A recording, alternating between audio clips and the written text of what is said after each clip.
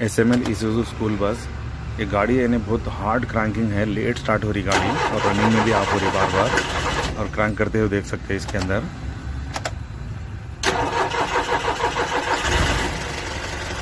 Metre के अंदर भी कोड मालफंक्शन हो रहा। सिस्टम डायग्नोसिस करने के बाद में एक क्रैंक शाफ्ट का कोड आ रहा है, एक कैम शाफ्ट का आ रहा। प्रेजेंट तो कैम शाफ्ट का बता रहा, क्रैंक का कभी कभार आ रहा, वो आने की वजह से यानी रनिंग में ऑफ हो रहा। ऑफ होने का रीज़न यानी कैम शाफ्ट का सेंसर रिप्लेस करे, क्रैंक शाफ्ट का रिप्लेस करे।